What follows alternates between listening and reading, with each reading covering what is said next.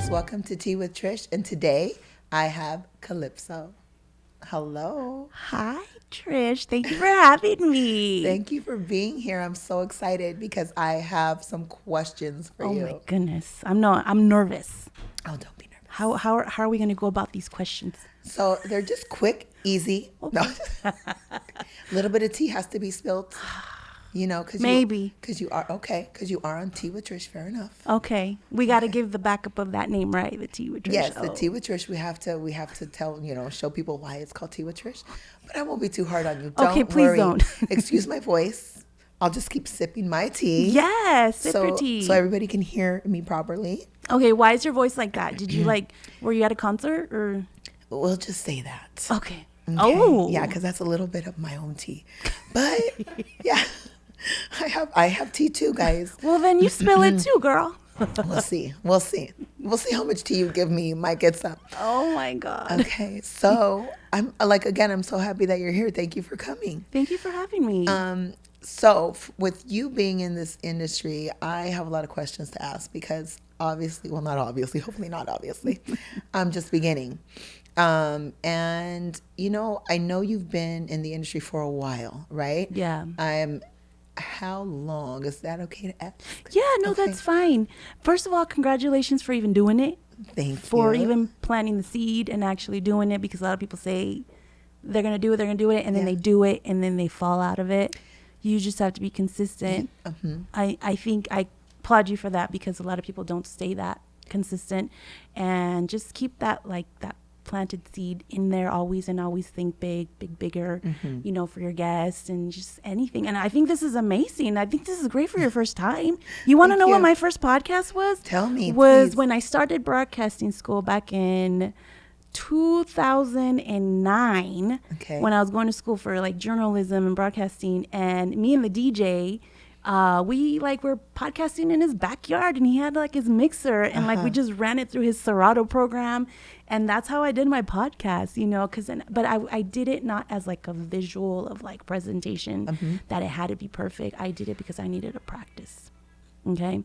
And that was very important, to be consistency and practice a lot. Your deliveries, your energy, what you're going to focus on, and sounding different than everybody else. And I think that's a word of advice that I would give. What is your show is different than all the other ones. Obviously the name, because nobody has that name, right? Right. And going back to how long I've been, I was in radio for 16 years. 16 years. So after I divorced, I did a 360 on my life, and I never looked back. And I went into working in promotions and radio stations, and I started at a fresita station, and it was fun. And I didn't know Spanish that very well, but I wanted to be on air. But I wanted to be at a hip hop station, so I had to get my feet wet in the door.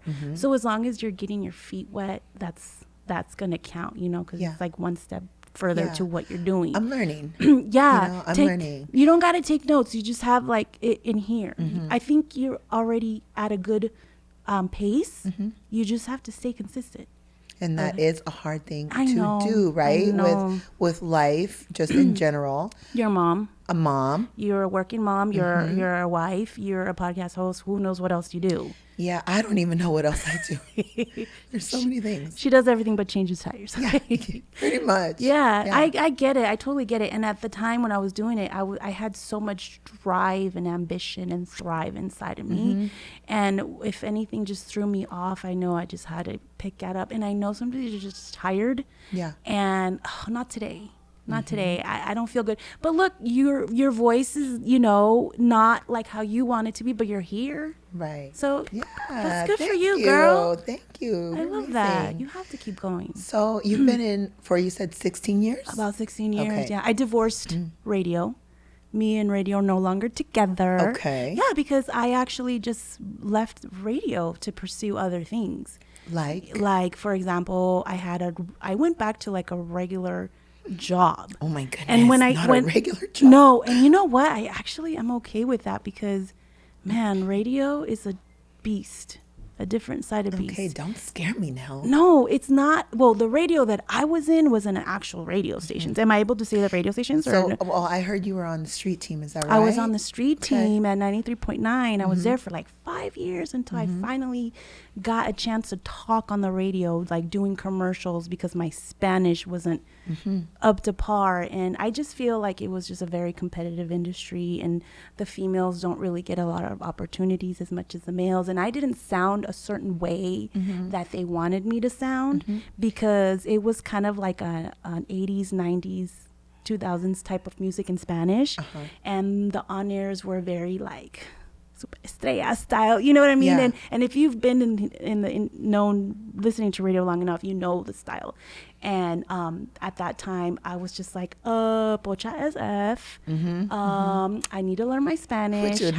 Which would be exactly me right now. Okay, so do you at least speak a little bit of Spanish, or do you understand it? So I don't speak it. Okay, like, that's fine. I just totally am carrying conversations. I'm like saying Spanish things. No, well, it's okay. Like, I don't know if, everybody tells me just practice. Like, that's all you want to. But I'm so afraid to sound like ridiculous. Pochita. You're just, Pocha SF. That's okay. But, well, like, I mean, people don't know. Like, I mean, my ethnicity, many different things. A ver, what are you? I'm curious. So, wait a minute. Are you you have to be Latina. I am. But I am also my mother, which people are like, what? So my mother is Irish. What? Yeah. Oh my God. So I'm half Can Irish. you speak Irish? Do you have No, a I accent? can't. I can't even speak that. But my mom, obviously, she was the one. Well, not obviously, because men and women, they both work. But my mom was in the home, and so she was one speaking to us. And so my dad was out there, speaking Spanish, but in the house he would speak English. Oh, okay. And so I always say, like, I wish they just would have taught us, because now, I have to learn from. Just being around life. Just being around people. And I know a lot more now than I have, obviously when I was younger. But yeah, just, I wish I just knew. Not too late to start, girl. Yeah, I'm just going to learn. Come on, I'm just going to learn. Listen to something in Spanish. Like, so when I had to learn, my promotions manager at the time, he was telling me, he's like, hey, if you want to get on these like radio commercials and like all these on-air call-ins, you need to like pick up a newspaper, La Opinión, listen to Univision, like everything Spanish. And I literally did that consistently. And not only that, but like when I was out and about in the promotions, like we started at like, car lots, empty car lots. And then there was this like guy, he's like, ándale, ponte a hablar, start talking. And I'm like, I'm so nervous. Yeah. I'm so nervous. And I just started promoting in Spanish a little, and they laughed. Look, yes, it's embarrassing. Yeah. I was red. Yeah. And they're like, no, lo hiciste bien, nomás practica, just keep practicing. And I'm like, okay. And little by little, I did radio in Spanish. Yeah. Like, I feel like I'm right there. Okay. But at the same time, you're just like, what? It's that fear. Yeah, it is. It is. And I'm usually not afraid of a lot of things, but I don't know. I mean, I'm used to being well spoken. Yeah. And so to have that, like, I respect people when they have, when they speak like 5 different languages. Oh my God. Because they had to practice. They had to start somewhere, And so, before I die, I'll know like 5. Yes, there you go. Or there's even like apps that you could use, like Duolingo or something like that. I've tried them, but I know everything. Okay. And so I'm like, well, what is it teaching me? But it's the practical. It's the actual like talking with somebody that I don't do. Maybe you need to go on a trip where it's in that country and all they do is speak that, and I promise you, you're gonna pick up the words. Yeah. Simple. Yeah. You're gonna come back all like, Pochita, what? What are you talking about? Yeah, I think so. But to make the long story short, I finally get my opportunity in radio, and they literally just threw me in the sharks because there was an opportunity when the station turned into it flipped formats. You have not survived radio if they flipped the format once or twice. And when they say flip formats, that means you're fired. Someone's getting fired. Someone in the radio station, maybe everybody's getting fired. Okay. So they fired all the on-airs, and they just rebranded and recreated a brand new station and it was like a Spanglish station. So hello, this is where I come from. And literally I was able to do morning shows shows for like at least 9 months. Yo Solita, and they like broadcasted some guy from Mexico, but literally it was a Calipso show. Yeah. I did everything, on-air giveaways, contests, the sports, the entertainment news, the weather. So I experienced all sides of that spectrum, and I'm grateful that I did that. Yeah. And people were making fun of me. Other stations were like, and that's okay. But I mean, I don't got to see them. Like, I don't listen to you. I don't listen to you. Yeah. You're listening to me, obviously. You're listening to me, obviously. And I remember one time this one chick from an old coworker, she's like, hey, this station is listening to you, and they were making fun of you. And I was like, is this tea? Yeah. Sounds okay, like this a little instigator to me. Oh, I felt so horrible. It bothered me for like a whole week, and it made me so scared of going on air back again, but then I was like, you know what? No. Yeah. You just wish that you were in my position, and I'm just gonna go with it. Yeah. You know what I mean? Yeah. So yeah, make long story short, and after that, it's been history. Wow. I worked at an iHeartMedia. I worked at La Mega. I worked in many radio stations. So I worked in La Raza. I was doing promotions there, and I ended up just divorcing producer title because there was no opportunity to be on air at Kiss FM because I was Ryan Seacrest's producer that morning team, and it literally after COVID, like everything just like went down. I lost the ambition, the drive, the passion. What was it about COVID? I mean, it did it to a lot of people. Yeah, COVID did it for me. And I think that's when because I thought I was going to do radio forever.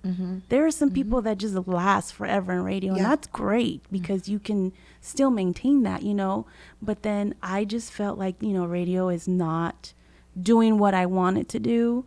It prepared me for what I did, for what I just did, which was the Calipso show. And I am grateful that I was able to know all titles of the spectrum and every title of radio because now I know I can produce, I can audio produce, I can script write, I can film, I can edit. Like I learned all that. Will you ever go back to radio? Yeah, if the price was right. Why don't we start a Trish and Calipso show? Oh, yes. Yeah. How would it sound? The Trish and Calipso show. I do voiceovers too. I'll do the voiceovers. Do you?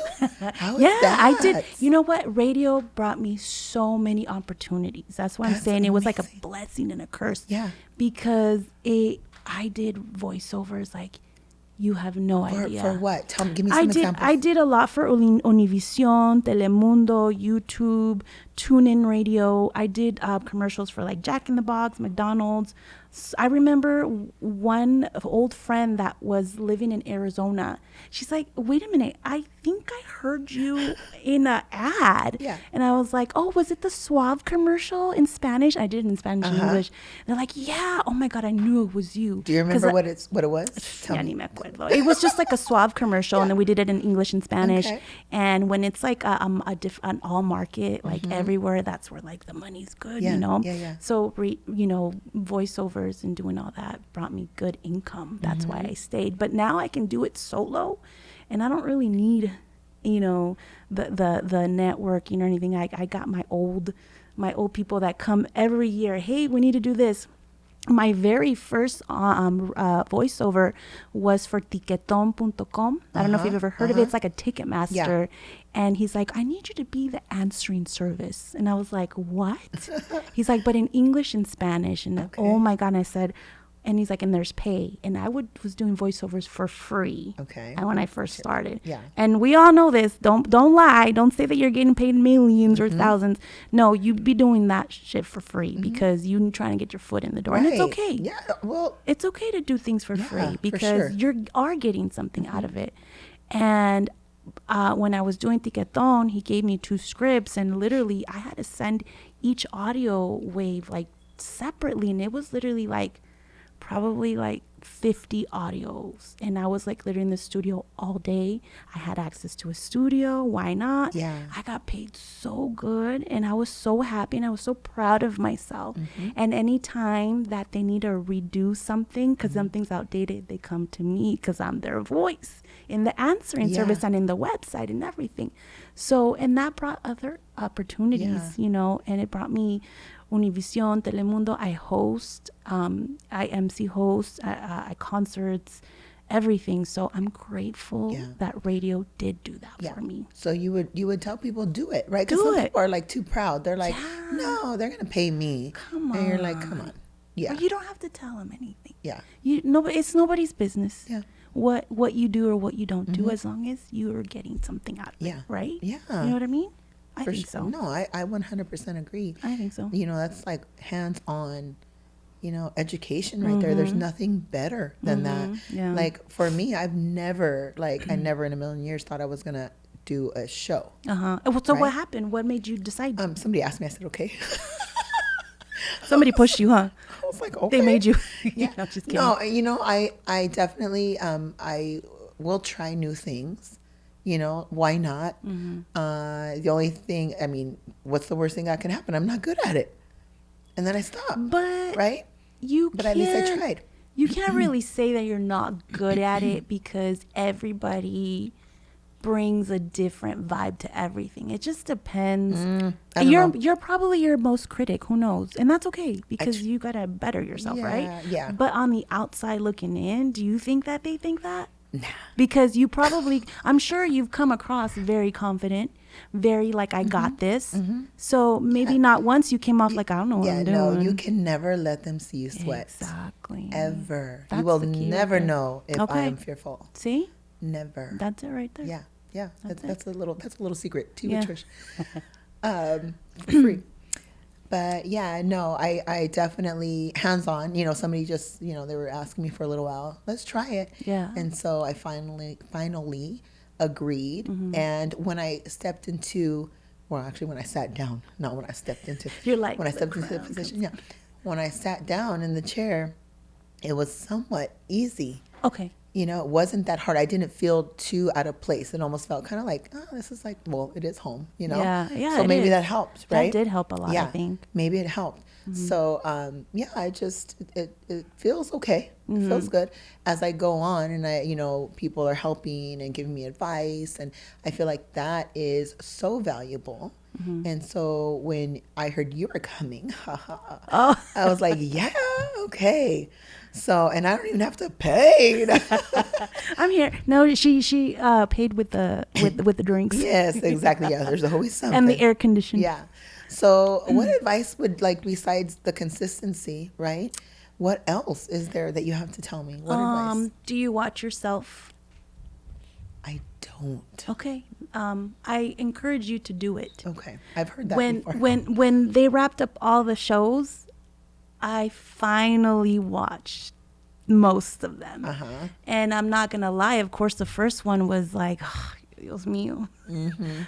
But you know what? If you mess up and you fumble, you just have to keep going. Yeah. The cool thing about stuff like this is there's editing, you know, but when you're like lazy as fuck like me, I don't want editing. Yeah. I want just to keep going and I'll throw in something that it makes it sound like I'm not messing up. Yeah. If that makes any sense. In radio, I did that a lot. When I used to mess up on a name or I used to mess up on something, I would just laugh it off. Okay. And you would not even tell and then I'd hear myself. I was like, oh, good job. Yeah. So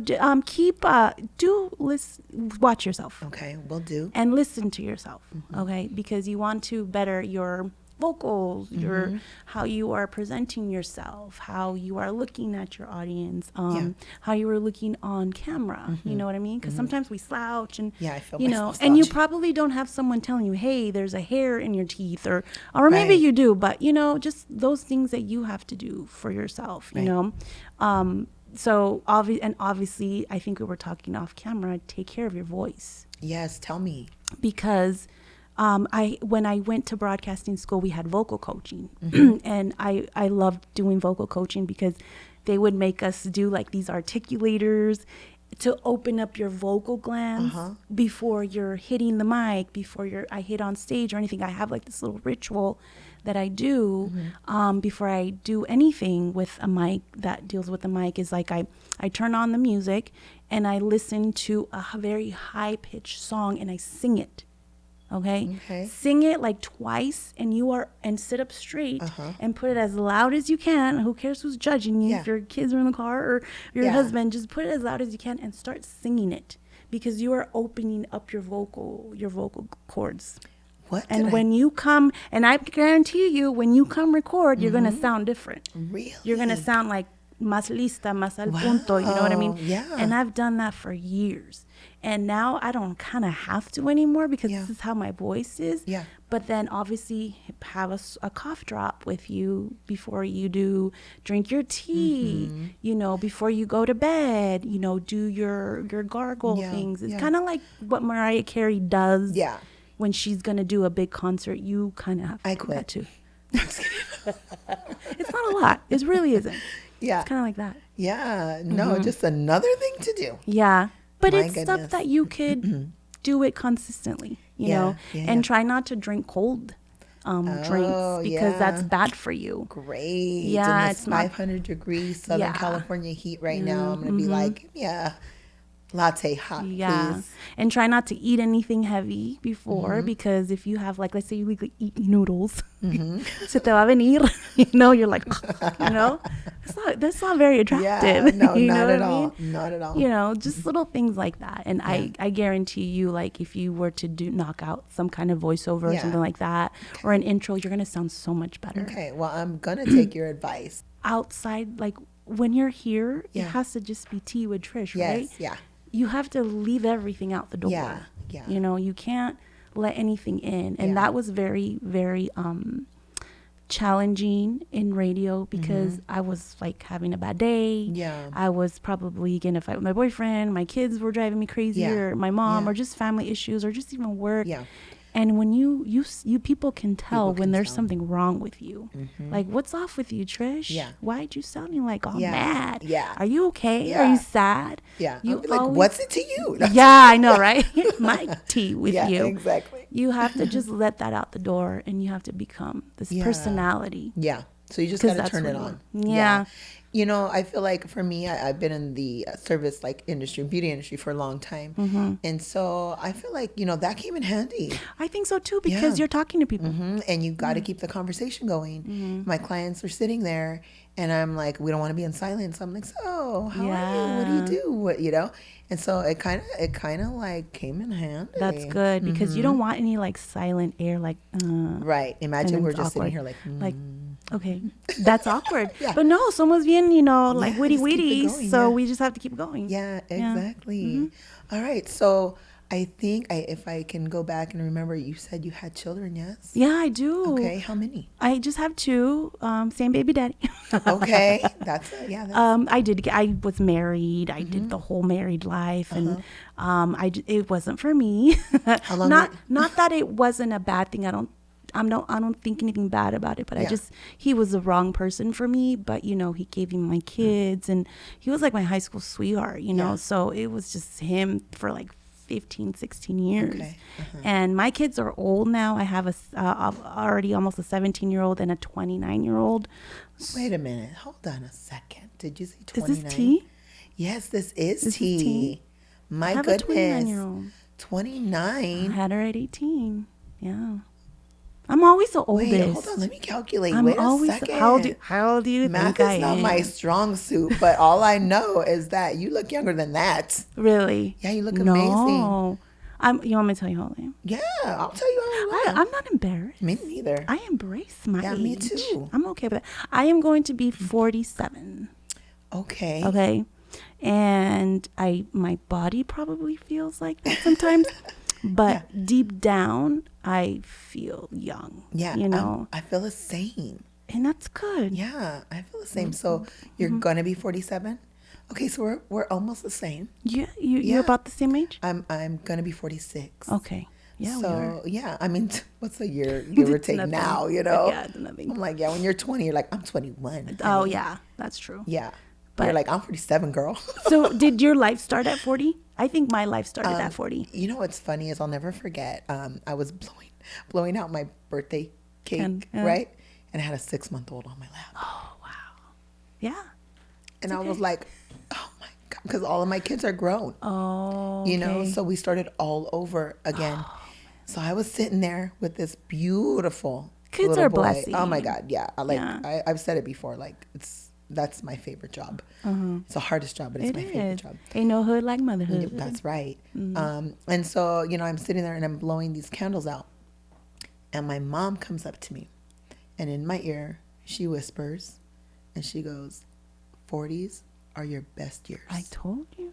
I told you. And I remember thinking, like, I look up at her like, "Mom, like, what? You gotta be joking me. Like, I'm 40. Like, what? I'm dead now. And I have a 6-month-old on my lap. Like, yeah, what? AARP already in the corner. Yeah, like, what do you mean? Now I have arthritis. Like, what do you mean? But it ended up, like, it was pretty amazing. The only thing, things did change in the world. Yeah. Obviously, like COVID and all of those things. Yeah. And it did change a lot for a lot of people. But other than that, I mean, I feel like I've gotten stronger. I've gotten younger looking somehow. Somehow. What are you doing differently? You're probably doing something differently than you did before in your 20s or your 30s. Well, in my 20s, I was watching all of my children. And I had 4 by the time I was 20. I said 4. You were busy. I had 4 by the time I was 27. And we had all girls. Oh my. And so imagine I'm trying to get hair done and everything done, right? But so it was tough. And then all of my time went to them. I couldn't exercise. I couldn't, I was eating chicken nuggets, right? Because that's what they were eating. Yeah. So I was like, okay. Whatever they don't eat, you finish. Yeah. But now I'm like, okay, let me prioritize my protein. Yeah. And let me go work out and let me drink my water. Let me throw my wrinkle cream. It's that moisturizer. Yeah. I feel like that's another tip I gotta tell you. Maybe to the youngins, I know you have young viewers, but I advise any 20-year-old to start getting good, moisturizer, that what is that? Hyaluronic the acid, and you're in the beauty industry, okay? Hyaluronic acid. So you should know this. I agree. And how do you feel about Botox? Okay, I haven't done that yet, what? but my daughter is going to take nursing so that she can get into that. So I'm going to be she's going to need a model. So obviously, but trust me. And then that double chin that we got here. But you know what? There are little hacks that we can do that can kind of help with it, even if it's just like a different way we do our makeup. I've been into this snail mucus thing. My mother-in-law likes stuff like I'm telling you, this is like, I'm putting you on right now. Okay. You got to get on that snail mucus lotion for your face. Go get it in the front yard. No, get it in the front of the yard. Go to like the stores where they have them. Okay. I'm not gonna drop any names, but those stores. You're in the beauty. Stores, I'm telling you. And my daughter, for my birthday, she got me a refrigerator for my beauty stuff, and that is like my me time. Yeah. After I shower, when I wake up, I have to moisturize my face, my little rollers. Everything. There's things we have to do now. Where before, I mean, I didn't care. Me neither. Yeah, like you just bar soap. Yeah. You scrub and you get up and go, and you're like, not a wrinkle. But now it's like, oh man, I have to have my sunblock on. Yeah. I have to, I'm like, let me put my big hat just. Or my gloves. Yeah. Because the sun. Yeah. So there's things we have to do, but you look amazing. Thank you. So do you. Yeah, thank you. I would have never have guessed that you have a 29-year-old. I loved messing with people when I was like back in radio, and they're like, wait, how old are you? And I'm like, I'm this. And that's hard because when I was, auditioning and, putting in air checks for other stations, they want that young looking on their personality. Yeah. And that's what got me in a lot of the times to even speak to a program director. And then when they find out how old you are, it didn't work very well. What does it matter? I don't know. You look like you're 25. It's just so political. But in a way, it's okay. Yeah. It's okay because it was a blessing and a curse. Yeah, maybe they just don't want you that smart. Ooh, right? Because as we get older, we get smarter. Yeah, we do. You can't mess with us like you did when we were 20. Exactly. Right? We're not as nice. You are smarter. You know your rights, and you know what you're supposed to know and what you're supposed to do. And then they add like 30 more jobs to you. And like, wait, what? I think we just found out the reason, honestly. Seriously. That has to be it. Because as you get older, you definitely, obviously have more knowledge. And, people can't do certain things to you. You won't accept it. There's boundaries. There's all these things. Boundaries, we don't get difficult. No. We just, we take care of ourselves. Yeah. We just say no. Yeah. We just say no now. Yeah. We say no thanks. No thanks. We can still say no thanks. I'll pass. Yeah. And it's funny because like a lot of the times, like remember going back to when I said it's okay to do things for free. That's how a lot of on-air personalities started. That's a lot of entertainment that started. They did gigs for free. Yeah. You know, ask anybody that's in filmmaking that's, you know, they did things for free. They did make, you know, put in their time for free. And I guarantee you that one free thing is going to get you something paid. No, you got to really, I feel like, I mean, I do those things still to this day, you know, and you just got to think about the bigger picture. Yeah. So no, you got to put your pride aside. Yeah. Yes, we all know your worth, but it's for, you know, the bigger picture. So don't be afraid to say yes to things sometimes. Exactly. But I'm telling you, do this in the beginning of it. Now I don't do things for free. Right. You know, like when people ask me like, okay, so what, you know, can you do this? Yeah, this is my website. These are my, what I charge per hour. And if I don't hear from you, then I don't. Right. You know, I'm not going to do it for free. You know, you've earned that right. And I feel like I've earned that right. And some people get all mad and butthurt. You know, but not gonna lie, if I like have friends and they're like, oh, I need you for this, I'm not gonna say no. Why not? You know, yeah. I'm not gonna say no. That's just being a good friend. I'm just being a good friend, and I want to keep that open relationship with you and keep working with you. Yeah, you know what I mean? Because I enjoy this. Yeah. Because are you having fun? Yes. You know, I do have fun doing it. It is work though. I don't think people realize how much work it is. It is. Because right before this, I was in a bun. In my pajamas. Doña Florinda style? Yeah. Like probably scrubbing something. Oh, okay. You know? And then it's like, okay, the show's starting. All right. Okay. All right, let's go. You know? And then I have to look like I'm going out somewhere. Yeah. Well, maybe you should go out somewhere after this. So that's all things that you have to do that I wouldn't have had to do. It's definitely a job. And then now you just added on taking care of my voice. Well, yeah. Right? And so now I'm going to have to do that whole regimen too. And I have to pretend, I have to pretend like I'm Mariah Carey now. I had no idea. Think like you're Mariah Carey. Yeah, I would have never agreed to a podcast. I was just kidding. No, you would have. Yeah, no, I would have. You know, I would have. I like to try things, and why not? Like, I feel like what would I have done? Like, somebody asked me to do it, and I'm like, okay, I'm flattered. Yeah. That you think I could do it. Yeah. That's the thing. Your circle, if people are believing in you, and that's the thing, some people believe in you more than you believe in yourself. And that's what helps you greatly to just go in there and just be fearless, you know? So when you know, rewind to when you did your first show, you know, your first episode, you know, probably there's a lot of things that you would have changed, but you know, you had the right people around you to push you. And if you have to be open to be the student, okay? Of course. You cannot take it. You cannot take it to the heart. Yeah.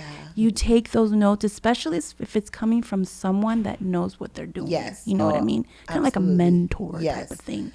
And that's the problem with these people nowadays, influencers, and everyone's trying to do podcasts. No, they just know it I don't need your opinion. I already know what I'm doing. Yeah.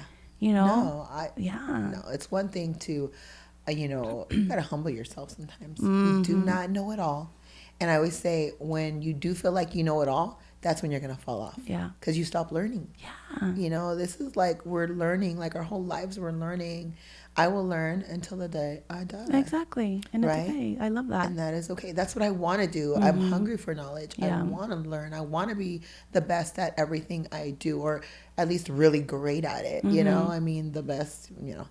But yeah. Because what if someone's trying to get into something what you're doing, and they're looking at you like, oh, well, I saw how Tea With Trish does it. Yeah. I'm not gonna copy it, but I'm gonna take notes. You know, or maybe like how, you know, maybe how they have the set, or how you do the style of the show. Yeah. How you have your, you know, your way of doing the show. You know what I mean? Yeah. You're probably inspiring. I'm sure you're inspiring somebody. Well, did anybody tell you that? You know, that would be amazing. I don't know. I mean, I'm sure I am. Right? I'm sure you are. Yeah. I mean, just the set. I know the set's beautiful. Oh, it's beautiful. Yeah. And I'm not really one. I don't, like I said, I don't watch it. I will start. You need to start. I will start. I definitely will start. Okay, don't watch the whole thing. Yeah. Just watch the beginning, the middle, and the end. Yeah. Because your delivery is very important. The middle part is like the climax, you know, and then like the end is like, the punchline. You know down. what I mean? Yeah. Or like, you know, to me with radio, when I did radio and, you know, you're on air for 5 hours, if you are not tired after that, you did not work. Yeah. And trust me, when I did radio, I was exhausted because my energy had to be like 30 times up. You know what I mean? I feel you on that for sure. Little things help, like sometimes even drinking. I'm not going to lie. Hey, we all did it. Yeah. We all did it. Especially if you have like, you're working with like a mixer, like a DJ, and then they're bringing in the drinks and you're like, it's a party. When it's sounds like a party at that radio station, most likely it is a party. It was a party. Yeah. Okay, I know you said you work for all of these different radio stations. What was your favorite radio station? Oh, man. My favorite radio station was probably the station that nobody liked me at. What do you mean? They didn't like me. I was promotions there. I wanted to be on air at this reggaeton station. Okay. So that was your favorite. Okay. That was my favorite station because I was excited because I was recruited from 93.9 to go to this station to work as promotions, and I knew I wanted to be on air there. But the people there were so mean and bully the men. It's mostly the men. What a letdown. Yeah, it was very disappointing. But you know what? Karma's big. One time, is this tea? Yes. I might just spill some tea. I don't know if we can reach, but it's okay. Let's go. Okay. What do we do? Tea. Yep, cheers. Okay, so karma's good. Okay. In this sense. Okay, but I'm going to drink this tea. This is good.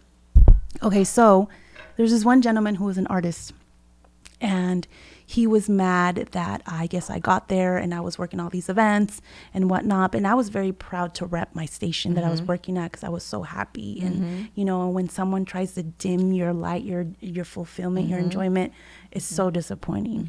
So he was younger, obviously. I can't say his name. This is Tea With Trish, girl. They called him... They call them Swagger or something like that. That's what they call them. Swagger, if you're watching, don't be a jerk. But this is crazy, though. The tables turn. You know, he was mean to me. He ratted on me and stuff like that, and just did all kinds of things just to like get on me. You know, and I defended myself. I think one time I just had it, and he social media. He like drew a picture of me and my boss, like in a very weird, like awkward, where I was like throwing up and like making fun of my appearance, and I was chubby at the time, you know. He was just like belittling me in his drawings, and everybody knew that was me in the drawing, and I showed it to my boss, and I was like, yo, this is messed up, like why? And he even said to other people, this is Calipso and so and so. And he put it on social media. He put it on his social media because he's an artist. He's a great artist. Okay. So he put it out on social media, and that really like just bad taste in my mouth. Like I don't think I want to work here anymore, you know. And the girls there were mean to me. They would talk to me, but there was just one person there that was really, really awesome with me, and she's doing so good right now. La Popis from she's in Cali 93.9. Okay. And I remember training her for promotions, and I said that girl's going to do something big, and look at what she's doing now. Your predictions were right. Yeah, I haven't talked to her in years, but I always keep up with her, and I see that she's doing it. But she was the only one that was nice to me. Wow. She's the only one that stayed humble with me. So good things happen to good people. Exactly, then, right?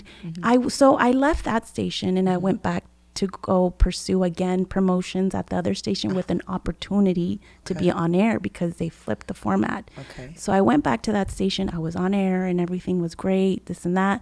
That guy obviously got fired for what he did. Okay. Well, that's good. He went to my station to go apply for promotions. And they even told me like, hey, how do you feel about him coming back? And I'm like, ugh. And I said, no, Calipso, you are not going to do that to someone to mess up their opportunity, because even though they did that to you in the other station, I want good karma to come to me. I said, you know what? You give him a chance. Yeah. I am in a different department. Okay. I was cool because I was living my life. I was on air. Yeah. I didn't care. Yeah. That was not going to faze me. He was not going to hurt me. Although he did all that. That's him. That's him. He's the one that had to live with that. He's the one that came to my house. And you kept your hands clean. And I'm cool. So he comes in and he comes with a different attitude. He's like, hey, I just want to apologize for what I did. I know I did what was wrong. And, you know, I'm here to learn and, you know, and I'm excited and this and that. Yeah. And he just wanted to be on there too. And why was I going to knock somebody's dream like that, you know? So worst come to worst, you know, things happen. He was cool. He ended up doing the same attitude behavior. This guy did it to himself. Yeah. So my conscience is clear. Yeah. No, he was just dumb from the start. He stayed dumb. He stayed dumb. And he stayed stupid. But I'm sure he's a great artist still. No. Let's not give him that either. Okay, fine. No, he's You're dumb. so nice. He's dumb. I'm so he's like, dumb and he's stupid. give him a chance. No, he's a stupid dummy. It's okay. He could keep being mean to people. I'm pretty sure, you know, but the fact that he apologized to me, and that was really big of him to do that, to let your ego aside, because this is a very egotistical. God, you're so nice. I am nice. That was really nice of him. That was really, big like his head. Yeah. That was really big of him. Big like your head, dude. But hey, you reap what you sow. Oh, 100%. 100%. Yeah. So don't do people dirty. Yeah. In this industry, don't do people dirty. Man, so, okay, let's talk about this industry, right? You say that word, so many things come to mind. Like? So, when we say industry for you, right, what's the first word that comes to mind about this industry? You have no talent. Your talent doesn't matter. You have no talent. Your talent does not matter. As long as you're pretty and you're operated. Really? And you're like a kiss ass, and you know, you use your body to get what you want. And I was the total opposite. I didn't know how to kiss ass. I was not a good kiss ass. I don't think so. That's why that didn't work for me. Well, do I just quit now or what? No, you're not quitting. You gotta be a beauty with brains. Yeah. You know, so that's why I adapted to things and I learned things for myself. You know, when I was in promotions and when I was on air, you have to brand yourself. Like, are you branding yourself? Yes, probably. Yeah. You know, and you have to maintain that, you know, with the content and whatnot. Yeah. And that's exactly what I did. But I couldn't rely on other people to do that for me. So I had to learn how to edit, how to film, how to just do everything myself. And it was very frustrating. Yeah. Very frustrating. That is so much work. It is. And I can't imagine having to sit here and then having to go and do all of these amazing people's job afterwards. And then go try to do regular life. And like I respect that, because that definitely takes grit. And not everybody would do that. No, not it. And that's a cool thing, that when you have the opportunity to work with the team, that's awesome. Like, go full throttle with it. You know, hey, on this, I want to try this, you know. Yeah. You are like your executive producer of your show in a way, you know. Right. And if you want to try something different, try something different. Yeah. You know? Yeah. I have a great team. You know, so that's far. good. I haven't flipped the format. You haven't flipped the format. Everybody's on heat right now. They're going to be like, what? No. You do have a great team, because you can tell from when you walk in, everybody's so nice and so professional and so welcoming. Yeah. And you know how many times I've walked into so many places and you can just feel the vibe is just like off and like, oh, this is so uncomfortable. Yeah, it's like, then I just want to get it over with. You know? Oh, see, I never want anybody to come into my space and feel like I don't even want to be there. Yeah. Like, why do you do it then? You have to, I feel like you really have to have a passion for something to be able to be, well, you can be good at things. Yeah. But to really be good at it and for people to feel a certain way, you have to be passionate about it. Yeah. You know?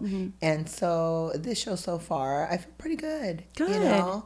And you just being here, I'm feeling really good. Oh, well, you should, because, you know, you're the host.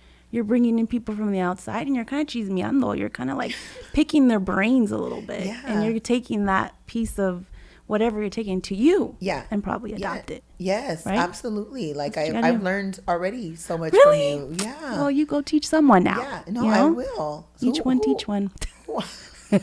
You will. Everybody want to learn. Yes, they do. I guarantee you're probably going to go back and watch this episode. I am. And you see, and that's something that I will. Yeah. I absolutely will. Don't ask me tomorrow if I did it yet. No, give yourself time. You don't have to watch it right away. Give it when you're ready. Yeah. No, I'm curious. You should be. Because I just felt like, what, let me do this and let me leave it behind. I'm going to leave like my best self there, and whatever happens, it's just what happens. I can't go back and I can't fix that. Yeah. But I get what you're saying. I can fix the next one. You don't want to sound the same every time. Every single intro. Don't do that. No, honey. You need to sound different. Give a different vibe. Do a different intro. Yeah. Like put in some like little comedy thing into it, and that's what I learned. And it has to come naturally. Yeah. You don't have to write it out, just in your head. Yeah. You're a mom. You have so many things to work with. Yes. You're in the beauty industry. It's just a lot. Yeah. Just a lot. Yeah. Okay. I will definitely go watch and pick myself to pieces, I'm sure. So, okay. Do you remember your favorite guest? Oh, man. Okay. Let's see. God.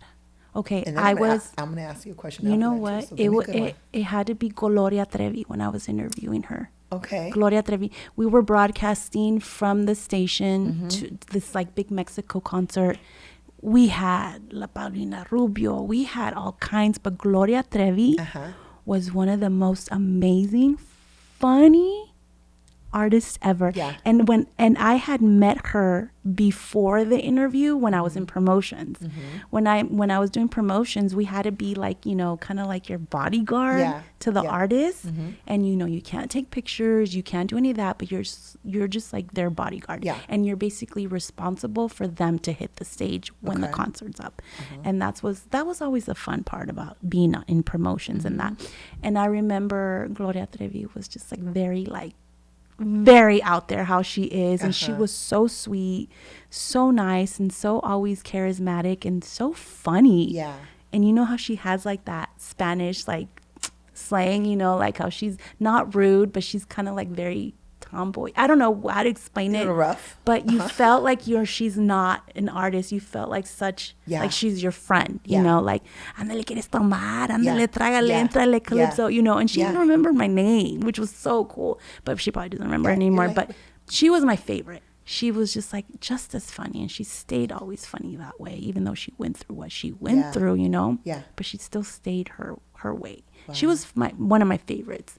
I think also maybe another one was probably, he's an English artist who I didn't interview, but he was very cool with everybody. When I worked at Kiss FM, his name was Logic. Okay. He's like a rapper. Yeah. And he'd always come into the studio when he had a, interview for all the other radio stations. He'd always come in and check up on me and be like, "Hey, Calipso, how you doing? Oh my God," and I'm like, "Dude, you're like famous, dude. Sounds like, what are you doing?" Somebody had a crush. No, it wasn't that. He was like that with everybody. Really? He's just a very humble person. Very humble person. That's cute. And that's what's so beautiful about some of the artists that are some not so humble. Yeah. Well, they're just people, right? They're just people. So some people are jerks. Some people are amazing. And one thing with me is I never fanned on anybody. That's what kept me, I guess, going. I never let's take a selfie. Everybody had to take a selfie. Yeah. You probably, if you look on my social media, I hardly have any pictures with any celebrities, but I had them there. Maybe I took them, but I didn't really post them because whatever, they don't care. Okay. Okay, so you said you never fanned over anybody. Is there anybody that you would fan over that you couldn't help yourself? I'm sure I would fan for J-Lo or Pitbull. Okay. Okay, and I never met them, but when they called, I was like, oh my God, hi. J-Lo's like, what? I know, right? No, she was sweet. Don't talk to me. No, yeah. But also Eva Longoria was very oh man, she's such a dope person. I never got to meet her, but just I met them through pitching them through the station because I worked producer. So you would be like, I need a picture. I was like, girl. Oh my God, you're so awesome. Oh my God, like, you know, and when you're in radio, you meet all these famous people, you know, but you can tell right away that they're humble or they're not. You know, and that's again, they're just people. Their energy does not lie. Yeah, Snoop Dogg is a really good, awesome person. I've been in anywhere he went, it smelled. All of the stations like smelled what? like what? Yeah, but he was so dope. Yeah, no, I've had a couple opportunities, and he was super nice. He's funny. Yeah, really funny. Super funny. Yeah, yeah. I mean, he's super tall. I've never felt so short in my life. He's so skinny too. My goodness, break you. No, I'm like short, like standing next to him like short little tank, and he's like, he's super long. Yeah. No, but he was really sweet. Okay, so Eva Longoria, J-Lo. What do you think about all the stuff that's going on with J-Lo? Like how everybody's saying, you know, people say she's, you know. The way I see it is, okay, are we talking about like her marital stuff and then how all she the treats tickets? Her fans. I do hear that stuff, but you got to think about it. She's in the eye of the camera all the time, 24/7, but yet they say that she loves it. You got to think that she's got to be over it at least one time of the day, you know? Yeah. I've never actually heard through people that she's like that, but I don't know. I guess I can see how she is, why she's like that. Yeah. Okay. You know, maybe lately, you know, we're getting older, we're getting probably menopause, or just, you have to think about that stuff. What is she going through? You're right. What is going on at home? She's probably like, girl, I'm having a hot flash. Get away. Exactly. Or I'm sweating. I feel bloated. When is J-Lo ever bloated, first of all? Yeah, never. Never. Never. But she probably does feel that way. Yeah, you're right. She's entitled to her day. Yeah. You know, maybe just go home and go have a drink or don't have a drink or just stay home. Write it out. If you feel bad, keep your butt home, girl. Because I know you're watching. I'm just giving J-Lo some advice. J-Lo, she wants you to be on the show and, you know, set the record straight. Let's talk about it. Yeah, J-Lo, let's talk about why. Set the record straight. You know, is it menopause? Is it not? Maybe she's not getting it enough. Maybe she's not getting it. Well, I heard she's giving Ben. I heard she's giving Ben the boot. Well, that's her problem. It's her you know problem, what? not his. You know what though? Ben is probably just over it. Who knows? You could tell from him that he's frustrated, that he kind of wants to work it out, but then no, let's just have our space. Like I'm really confused with this situation. Yeah. What is your take on this? Yeah, well, I mean, I thought it was funny because he said like he had like temporary insanity or something. Like he just had this whole dream about them being back together. Yeah. And then they were back together for a year and he was like, fuck, I'm crazy. He's like, no, that's it. Because I heard he's going back to drinking. She drove him to drink. Oh man, people, Latinas be doing that to men. And that's another thing. Like, you know, look at the series of men that she's been with. She finally, I feel like Ben has always been the love of her life. Yeah. She finally has him. Yeah. And she messed it up. And she is messing it up because she has him. She's not conquistándolo still. She's not doing the things that she did when they were together. See, this is why marriage is very, very hard and it's not for everybody. You have to keep dating each other. You have to keep it spontaneous and spicy all the time because he's going to go to someone else. Yeah. And I'm not saying that, well, then if he's going to go to you know, I get it. Yeah. Everybody's marriage is different, but a lot of the times, you know, women, we're lazy and we don't want to do these things for them anymore because we're comfortable and we feel we shouldn't have to because he got us already. And that's it. It's a win-win. But no, it's a 50, it's like you both have to work at it, you know. Maybe one day you just, you know, he wants to come home and he wants to see you all dressed up. Maybe you're not going to do anything, but you're all dressed up, or maybe, you know, he wants to dress up for you or just, you just have to keep it spicy. Go to a drive and go act like you're young again. Yeah. You know, and that's what happens why all these marriages fail. Yeah. Because you're not keeping it spicy. There's no communication, and you're going out looking it for somewhere else. Yeah, and that's hard. So when you're busy, you're a mom. Yes, you know? Absolutely. You know? And so you were married for 16 years. I was with him for 16 years. I was married for like 5, I like 5 or 7 years. It was like those last 5 years that I was done.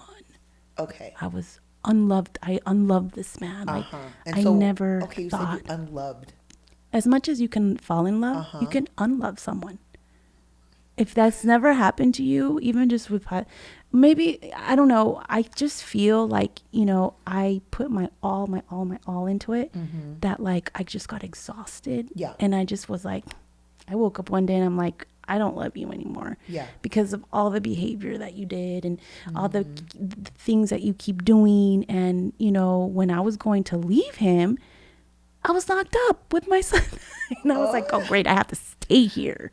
You know, and that was hard. And, you know, depression, the postpartum, it really, really hit me really hard. You got hit with all of these things. Yeah. And so how did you come out of all of that being as amazing and high energy as you are today? When I was with him, when we were living together, I was the plier. I was the one maintaining everything. I was the one the paying the bills, paying the rent. I was the provider. He was just smooching off of me, and he was like a drug addict, alcoholic, a womanizer.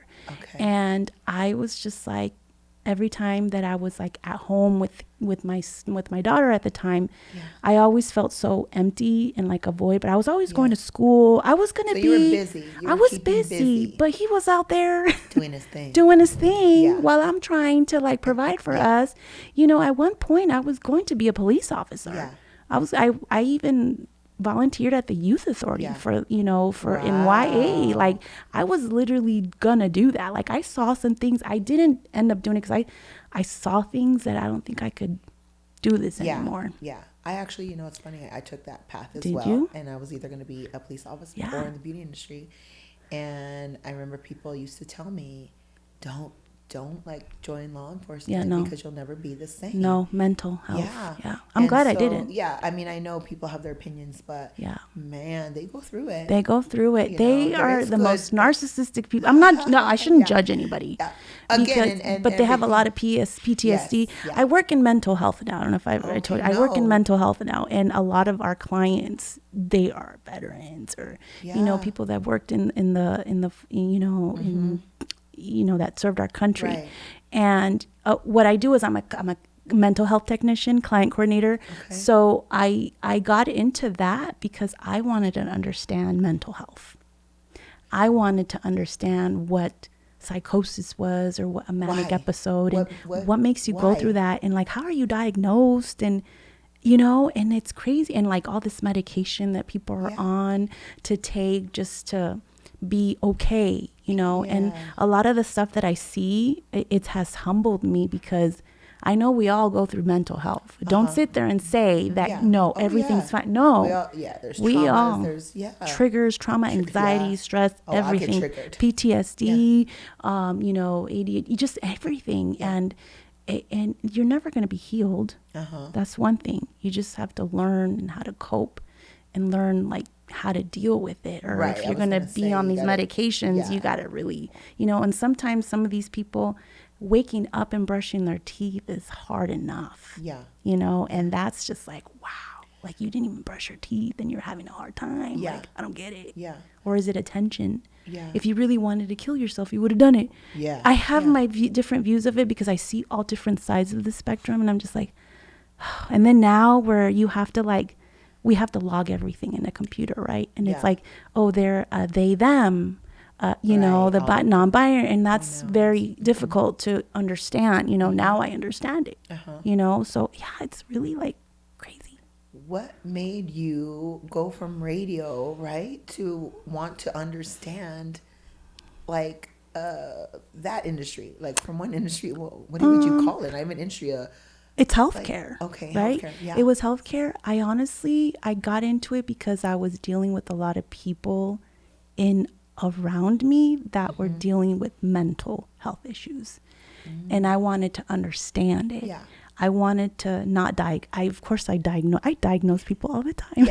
I'm like, girl, what do I have? No, I would have to literally sit there and talk like and see you for like a whole week to understand you, you know. But I know what people are going through. I can tell what they And I'm like, if you take some of this, you'd be, I literally am like a psychiatrist, a doctor, everything now, because I understand it. I see it every day. And honestly, like, I went into it because, again, I wanted to understand it, and I wanted to understand my mental health and what can I do to cope with it, because there's coping skills that you can do on a daily basis. Did you know that when you're having an anxiety attack or a panic attack, you can like tap your body or your face, or you can put like ice on your arm? I don't know if you knew that. I actually, yes. And it helps. Yes. It helps. So how do you lean more towards like holistic? Yes. Yes. Okay. I have to say yes, because it does help. Before meds. Yeah, I'm not judging anybody that takes meds. By all means, I've seen people be med seekers and just take all kinds of medication. I'm like, whoa, and they love to be loopy like that, but that's on you, but I would love a different approach. Yeah. You're where like, girl, just go barefoot on the grass somewhere. Maybe I'll just have a glass of wine, and I just need a documentary on like criminal or something. I have my different ways of coping. Right, whatever helps you cope. Do that before you or talk to somebody. It's very important to seek mental help. Whether, and don't be embarrassed to get a therapist, or even if it's just like even wedding therapists, that's actually really good, but seek help for you first. Because how are you gonna keep it down for everybody else if you're not okay? 100%. Like, you have to be okay for yourself. You can't rely. I know you want to rely on your partner sometimes, and you can rely on your partner for certain things, but not for your own mental health. Because they're probably going through some trauma or triggers. Everybody. And what if both of you are triggering each other? What are you going to do there? Right. Don't trigger each other. Yeah. Yeah. Man. It's a whole nother beast there. It is a whole It's stressful. Beast. It's draining. Yeah. I am tired by the time I go home. I don't have time to think about anything else. Yeah. And then we have our kids. And we're a mom, and we have our kid, you got to clean, or we got to cook, and then, we have our personal lives, and then we have our other careers, other gigs that we're doing. That's hard. Not that some dads don't do a lot. No, right? But shout out to the dads that do, to the good dads. Yeah. Not every dad is a good dad, but shout out to the good dads, fathers. But women, like, because a lot of the times the kids want us. If we're a good mom. Yeah, if you are a good mom. If we're a good mom, our kids want us. You can tell when there's a good mom. Yeah, they're like, we love dad, but go sit down, dad. I don't need you. They're like, mom. And your dad's right there. Right? You're like, why didn't you ask your dad? Yeah. Oh, he can't. I didn't see him. He's sitting right next to you. He can make that too. And he probably can't as much as you could. Yeah, no, he just can't do it right like we can. Yeah, no. Yeah. In our Step aside. Eyes. Yes, in our kids' eyes, right? Yeah, I remember like, my kids waking up at night and they want me, and go to your dad. Yeah. But it's funny because you're like, oh my God, like me again. Like, even though you love them so much, right? But it's like, and then I see women get mad at their husbands, and I know women are going to be mad at me for this. But it's like, they're like, well, let's trade off, like, let him take care of the baby or whatever. But honestly, those kids don't want him anyway. Yeah, they don't. Yeah, they don't want him. Yeah. I mean, not all the kids either, but in most majority. Yeah. I think that's facts. So, we're over here and we're doing everything, but that's because the kids want us to do everything. Yeah. And, I feel like if you're a good mom, you're doing it happily. Yeah. I mean, like I said, ain't no hood like motherhood. Yeah. No, it comes off naturally, like how you said. It's kind of like when you have the newborn and he cries and you're waking up a couple times during the night because he's a newborn and you're just picking him up because he's crying. Yeah. It's the same thing when they get older.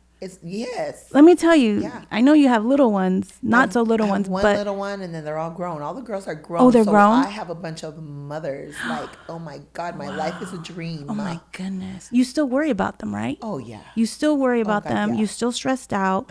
You still give them the advice. You still have that mother instinct. It's never gonna go away. They're always gonna be your babies. Always. Never.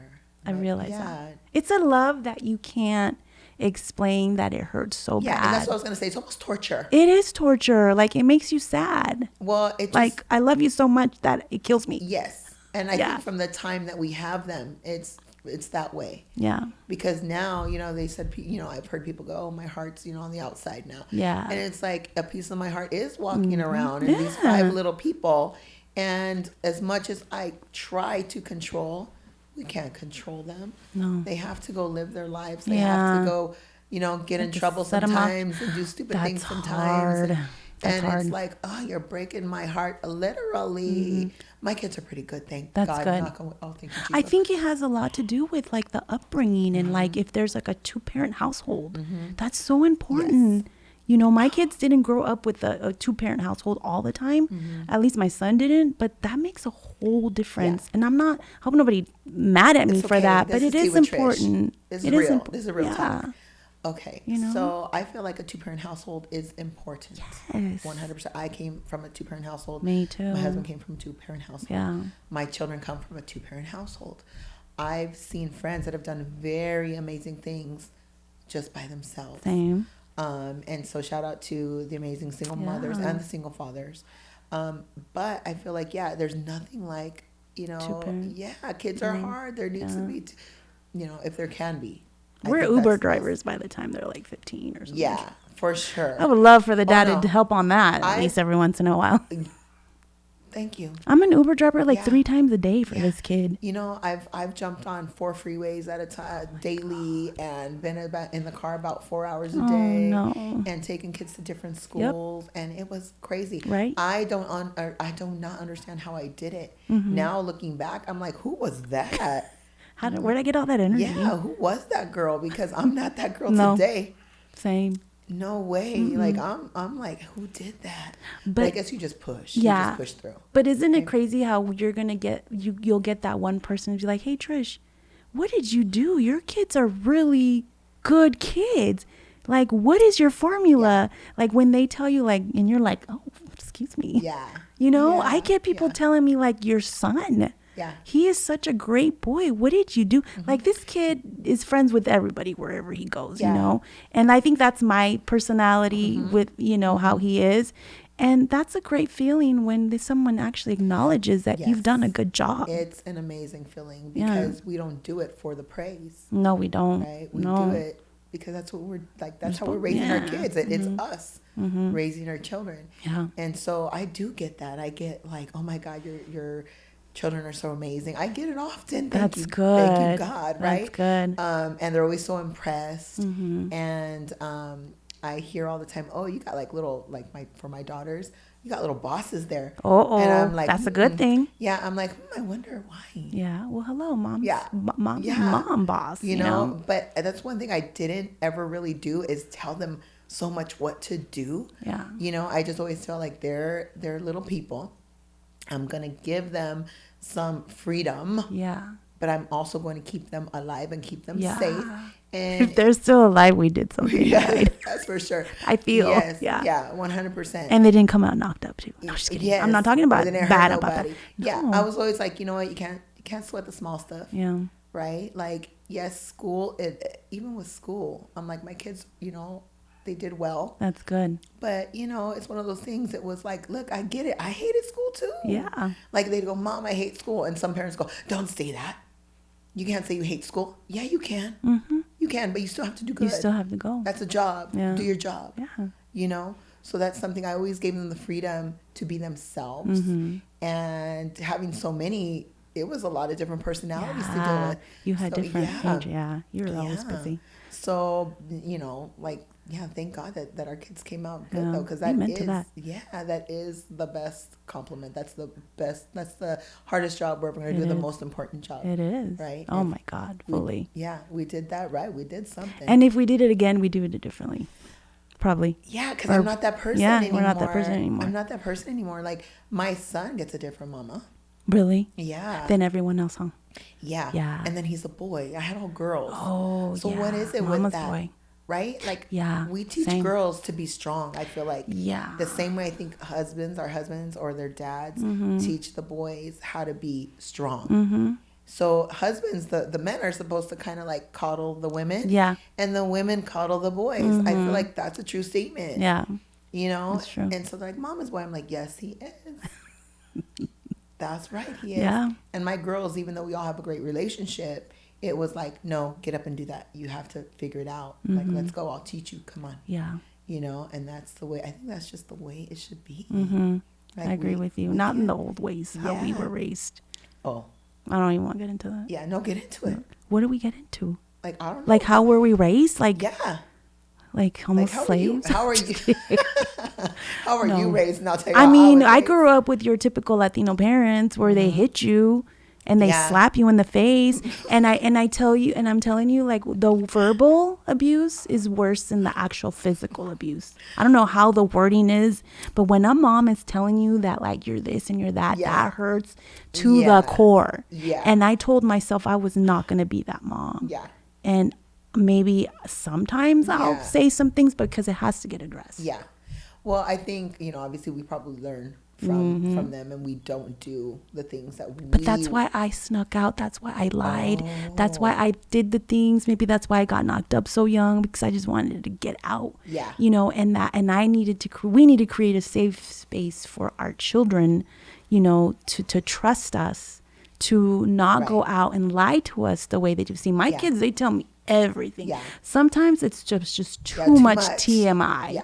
And I'm like, oh my God. And now you have to keep a straight face and, and I'm just like, oh my God. But I was never like that with my mom. Neither. Can you imagine? She would never know anything. Yeah, no. Like if I liked a boy. No way. No. No. Yeah. Oh no. No, I know it. I know. Like my girls will tell me too. God, yeah. That's crazy. And I'm like, ooh, him? Like, why? But at least that helps. Yeah. Maybe if we would have talked to ours, maybe they would have been like, no, not that one. No, My mom was always very vocal about, like, the type of, guys I dated. Yeah. And I'm not going to lie. I wish I would have listened to my mom a lot of the times, but not all the time mom is right. Yeah. Hindsight's 20. Yeah. It's like, now that we're parents, we're like, oh, I should have just listened. My life would have been I should have listened to a lot of things that she said. Right? I mean, but now we think about that. So kids, listen to your mom. Because they really do know. They don't. They be knowing. They be knowing. Like, we're turning this show off. Forget it. We don't like this. Tea with Trish sucks. No more Tea with Trish. Parenting. Yeah. Yeah. So, okay. So, if you could go back and parent your children differently in one aspect, what would you do? Is there something that you would want to change? Dude, I'd have the boy first.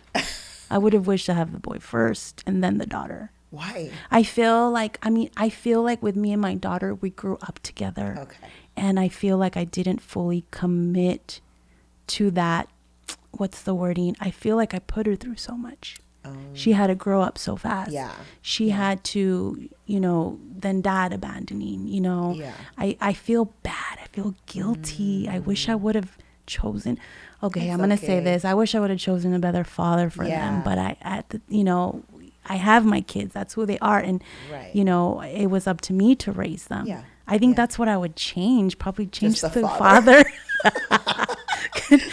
But no, those things we have no control over. You can't control I was with them for like 15 years, but I think everything had to happen the way it did. Yeah. Because she's such a strong individual, and sometimes, but we do need our mom, even at 40. Yeah.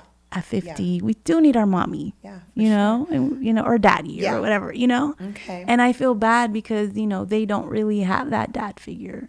So I have to fill that in. And my daughter, she the tea's getting good that they calling Trish. Yeah, they're calling you about the tea. Guys.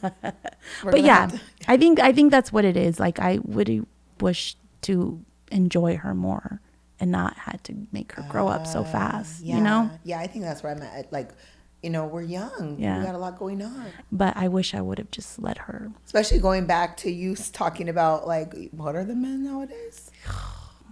The men are what? What are they? Mm-hmm. You tell me. What are they?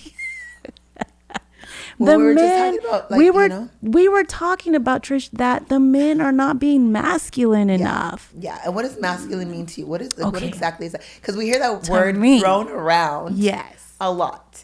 And maybe it means different things to different people. Women, right? Yeah, you're right. And it's okay. Yes, you can interpret it differently. Yeah, tell me what a masculine man means to you. Me is a very dominant man that when he walks in a room, he's aggressive and all eyes on him, and you can tell he ain't fucking around. And he not what he says goes, but you can tell that this man is very alpha, very masculine. He knows what he wants. Yes. And he's not afraid to get it. Right. You know, maybe he can have all these women, this and that, but maybe he just wants that one good feminine.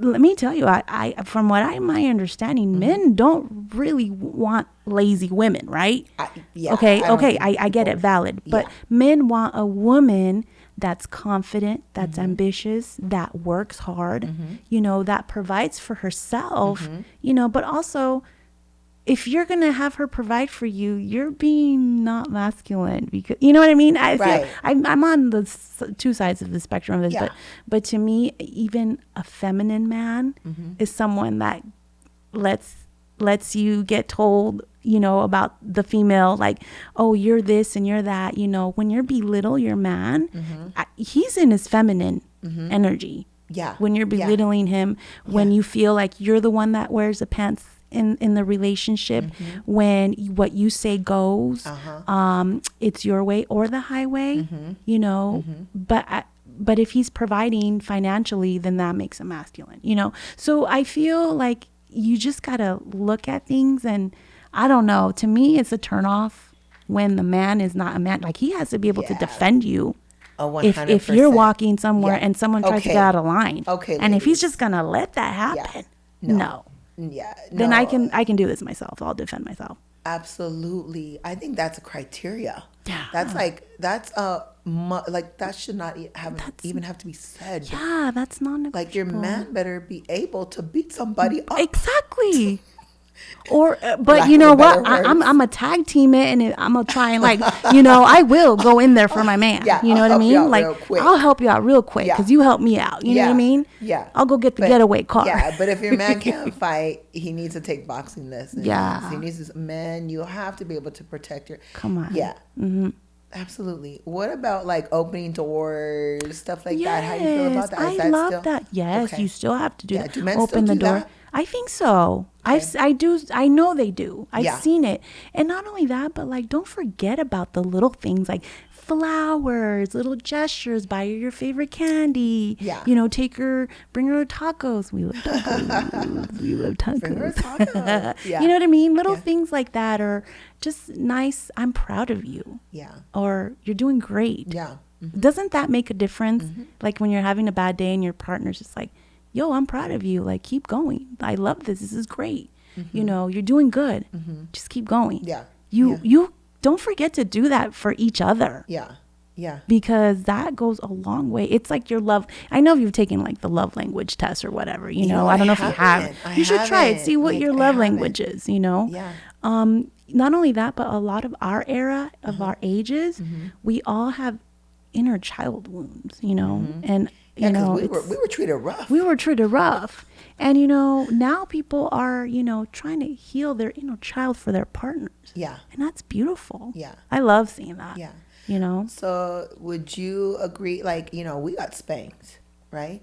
Yeah. Do you think that people should spank their children? Or how do you feel about that? I stopped spanking, like, oh my God, I think when my daughter was like 3, but I spanked her in the diaper, and then I would just, like, hit her, like, in the hand, and she'd be all, like, dramatic and stuff. Oh my God, you hit me, you know? Yeah. But I don't. Yeah, I'm not a fan. I've never even slapped my daughter. I would feel so guilty. With wet rags and stuff. I would, yeah. My mom chased me down the street with cords and the belt. Yeah, I ran so fast one time. I don't know what happened, but I slipped and I fell between the couch and the wall. Oh my gosh, she had me. I don't even know what I did. You probably didn't do anything.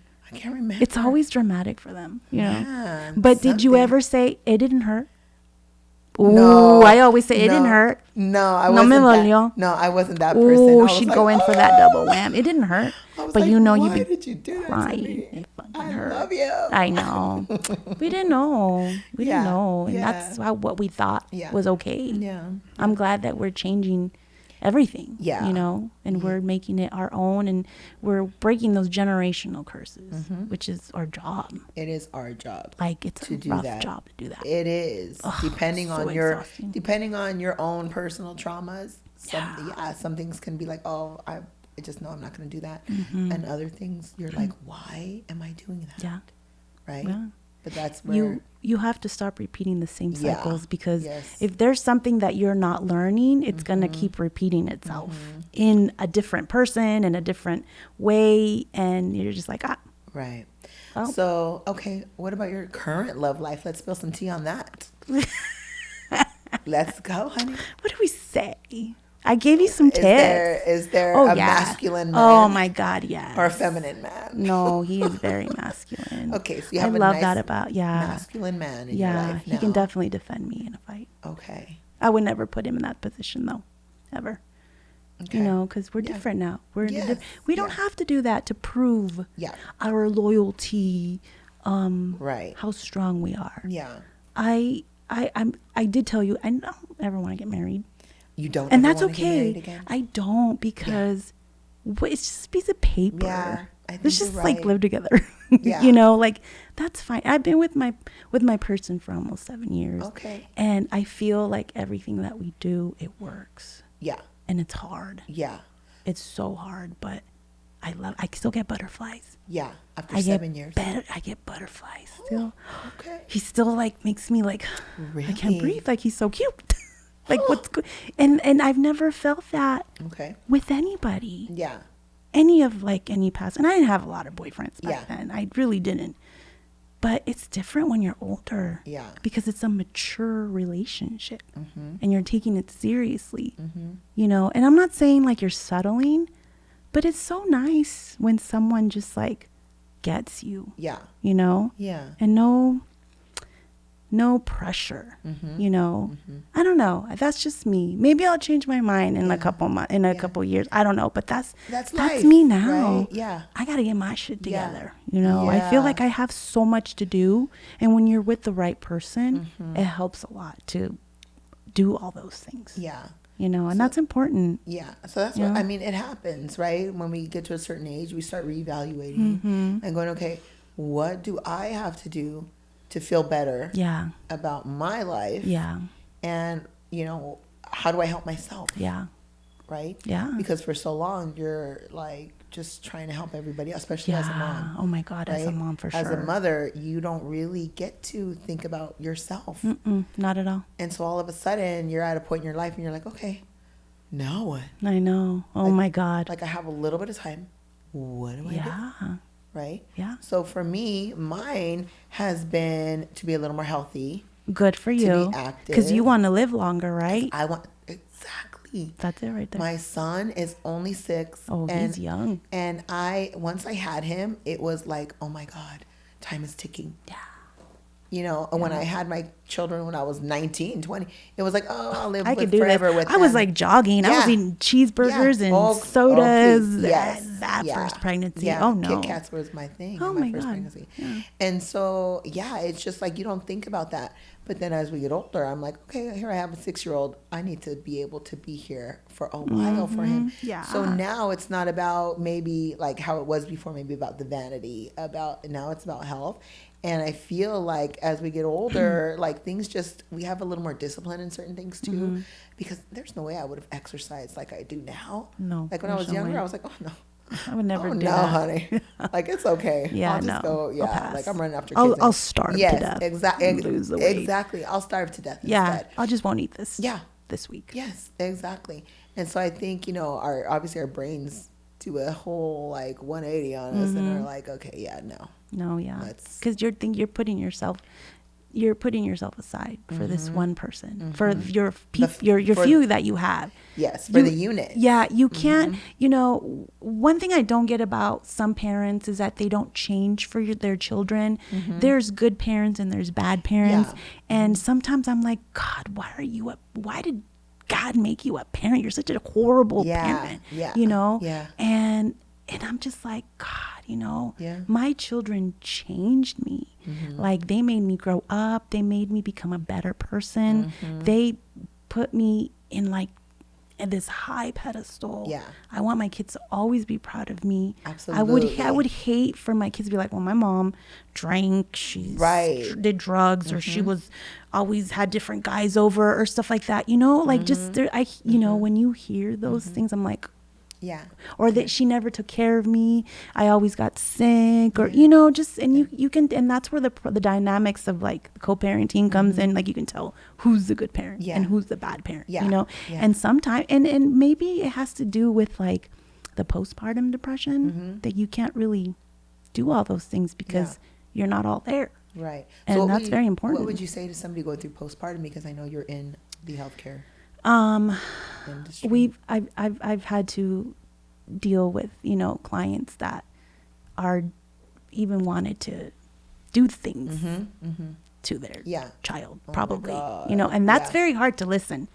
Like I'm judging, but then you're not, that you can't, like, because it's your, And when I hear, you just have to be very empathetic, but you know, if you feel like you just want to self-harm or just hurt yourself, if you have erratic behavior over and over and nobody else has pointed it out, but you're okay with it, it's only going to get worse.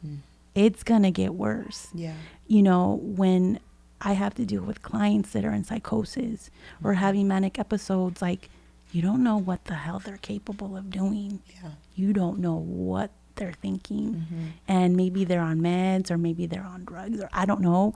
But my advice is just getting treatment is okay. I mean, there's medical insurance pays for that stuff. I don't think people know that. I don't think they know that. And even like Medi-Cal pays for mental health. You can go to a treatment for like 25 days and get something out of that. And let me tell you, it's intensive. It's intensive. People have to do the work.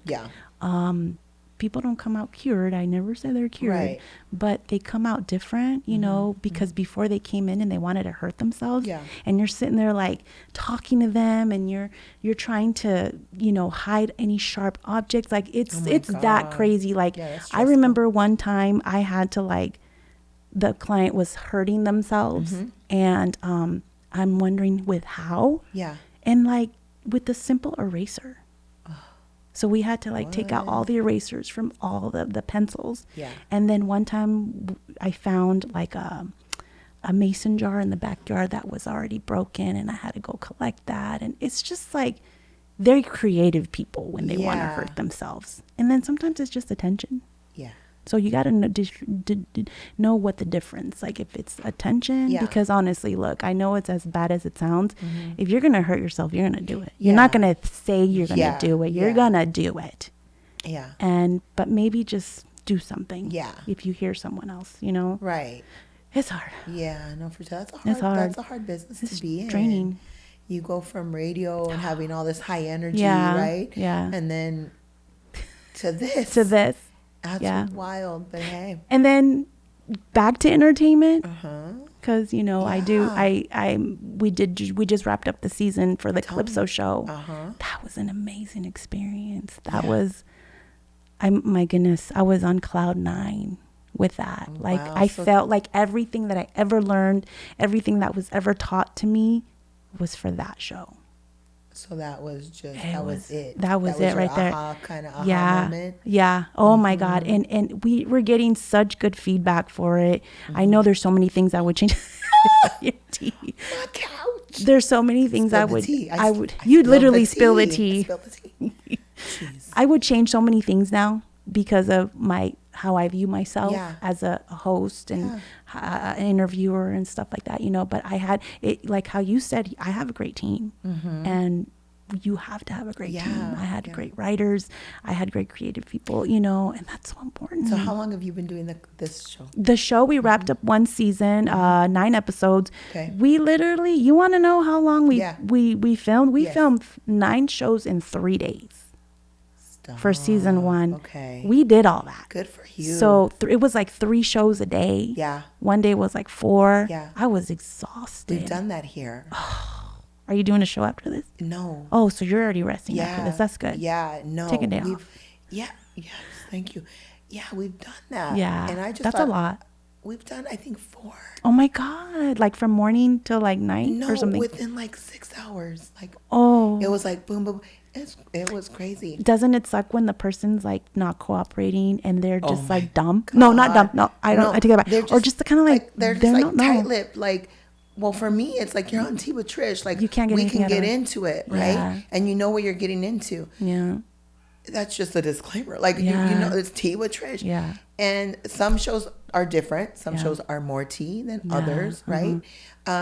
But yeah, you ask them something, they're like, no kidding, they don't want to say anything. I can't say it. I'm See, or why don't you just lie at this point? Yeah, just make it interesting. Something. Lie like, about something. I'm not gonna fact check you.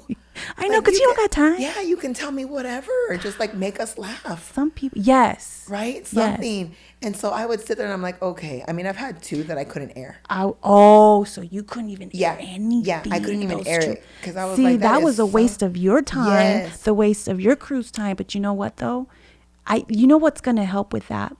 When you're going to do these things, make sure you do your research on the person, or have whoever can do the research on the person and see how their personality is on Instagram, or how what their artistry is. Like if you're going to get someone that lesson learned. Yeah, you know, if you're going to get someone that like knits, you're obviously not going to get someone that's going to spill some tea. Yeah. And I just, you know, I was like, oh, this one's going to be good. And it was like, and there was so much tea to be spilled. And it was just like, I don't know, it might ruin my career. And I'm like, oh. Are you serious? I'm like, okay, forget it. Your career's ruined already. Oh, my God. I'm like, you can't even talk to nobody. You can't even interview. It's okay, but you learn. Yeah, you learn, you know? So your show, I've only heard amazing things about it. I'm glad. And I already have haters. Oh, good for you. Does that mean I'm doing something right? I already have haters. I already have haters telling me that my show ain't shit. Good. But I had some good art, that I had some interviews. They said, oh, yeah, you know, you have some interviews there. There's some 2 famous people, but, you know, you ain't shit. Oh. And I was like, oh, that sounds like haterade. Yeah. Haterade. And honestly, I'm so excited for you. That did not knock me down. No, because that told me that my show is going somewhere. That it's good. You know, I think I'm pretty good at that. I'm pretty good at like, let them talk their shit. I love it. Because I'm like, oh, I'll even air it. I don't care. I'll you know tell what? you what they say. You know what? I was thinking of doing that later on. I'm gonna blast them out. Yeah, it takes the power away. Because I think it's fun. It is. Because they have the balls to say it. Well, then let's just, you know, I'm in entertainment. Yes. I can produce it and make it all funnier. Yes. Oh, trust me, I'm going to put some sound effects on that shit. I can't wait. And then you're going to teach me how to do it. I'm going to teach you how to do it. And we're going to just have a whole segment of all the haters. We can come back. Yes. We're just going to have a hater segment. Back. And I'm going to read each of the comments. We should have a hater. Yes, we should. We shouldn't have said it Bitter. out loud. Oh, now everybody's gonna have one. Well, you can always edit it out. No, we're gonna keep it, and we're gonna do it. Yeah, that's gonna be fun. We should do it. Yes, imagine, you know, it just takes the power away. People like to talk shit, right? Yeah. But are you the one? But are you the one doing it? Right. I'd like to see. I'd like to see you come here and interview the artist, and come here and intro a show, and be happy about. Okay, hater. Yeah. On the days even that you don't feel like when doing you don't feel right? like it, you're ugly too. Yeah, and you're ugly. And you're ugly because they're ugly from the inside. That's worse than being ugly on the outside, girl or boy. I don't know. I'm all about women empowerment and all that, but I don't think I've ever hated on anybody. No. Maybe critique, but don't take it as I'm hating. Yeah, I feel like for me, when I see somebody doing amazing, what I do is I go, oh my God, that could be me. Yeah. I want to do that. Right. What's the secret? Yeah. How do I do that? Yeah. And then that just gets you to another level. Mm-hmm. So you hating on somebody or talking crap about somebody, what does that do? You know what? You have to think about it this way. They hate themselves. Absolutely. And they're going through something in their life for them to speak that negativity about you. And they probably hate their life and they're miserable. And they have nothing else better to do than to hate on something good that you're doing. Yeah. So it's okay. No, I agree. So it just helps motivate. Yeah. And I laugh at some of the stuff. I think it's funny. Yeah, it is. I was actually reading some today. I was like, oh, I'm going to put that on. I was like, oh my God, what did you say about me? I can't. Yeah. It's so funny. But it's okay. But you know you're doing something right. Yes, I was just going to say, you're doing something right. Yeah. You know, and obviously you have done many things right. Thank you. And you've had a long career. Even jumped around careers still doing amazing. I'm trying to pass my real estate exam because I want to get into real estate. Okay, I'm not trying to focus on just the mental health. That's just like my journey right now, because again, I wanted to learn and you know, and not only that, but if such a breath of fresh air that I don't have to drive an hour or 2 hours to work, because I used to commute from Orange County to Burbank every day. I used to wake up at 3:00 in the morning for morning show hours, and naps were mandatory. Life was hard. You know, it was not easy. I had to take naps were life. But now with this job that I have, I wake up early, but I'm like, waking up at like 5 ain't nothing. That's me sleeping in. You know, and my work is like 10-15 minutes away. I love it. But I want to focus on real estate. Okay. That's where the money's at. I want to be able to make money while I'm sleeping. You know, do like Airbnbs or something like that. Isn't that the dream? That's what I want to do. I feel like I have like an interior decorator type of person. I love to do all that. So I love to move around. I'm such artistic. A Libra. I'm very artistic, but I just don't sing, right? That's our art. That's our artistry. You know, this is your artistry is your makeup, and then this is your other artistry too. It's great to have so many artistries. You know, I think that's good. Artists are amazing. We have so much to offer. We get so overseen so much, and there's so many different types of art. You know, people are like, oh, I'm an artist, they think that's just like a painter or like whatever. You know, and it's like, no, there's so many different types of art. I'm super artsy. You know, and it just translates into other things. But you do a million things, and obviously you've done a million things correctly, including raising the children. Not correctly. I'm gonna say by my mistakes, that's how you learn. Okay. That's how you learn. It's okay to make them. It's okay to make them. You're not perfect. You're not gonna perfect. I would say nobody's perfect unless your name is Jesus, guys. Unless you're the one and only Jesus Christ. Unless you are perfect. Okay? So there's no judgment. We shouldn't judge each other, right? No. Like unless you're a jerk, like and there's unfortunately there's people like that. We can be like, you're a jerk, because that's just it is what it is. It is. But I mean, I look at you and I'm like, man, you've done so much. I'm tired. I feel like I live like 10 lives. You know, I'm serious. You ever like know what your past lives were? I think I was like a man too in one of my past lives. I'm tired. I'm so serious. You were like a construction worker. I was some kind of like or a Viking or something like that. I'm so serious. No, I probably was too. I could see myself. Because we already, like, I'm a single mom, so I have to have like that, you know, that male, you know, dominant, you know, because I'm the provider in that. So that's my masculine, you know, but when you're with your person, that's when you fall that, you drop that, and you're in your feminine, and I love that. Feel good again. When you get to be both things, I can rest. Rest is always for sure. Good. Rest is good. So what's upcoming for you? What's going to happen? I want to keep promoting the show. So really quick, let's tell everybody, please. You got to download the Chicano Hollywood TV app. Big shout out to the Chicano Hollywood TV crew, the people, Johnny, Betania, the writers, the producers. It was such an amazing, I mean, the cool thing, I think what made it more amazing, we had a live studio audience in the show. So I didn't want to, I wanted to separate it and be like, this is not a podcast. This is a show. And that was like the little tagline. This is not a podcast, it's a show, because I've done podcasts all my life. I would even like produce podcasts for other people, you know, and I'm like, no, this is a show, because we have a live studio audience. We're getting the reaction from people, you know, and I think it's such an amazing, I'm just glad that I did it. And I don't know how I did it. I winged everything.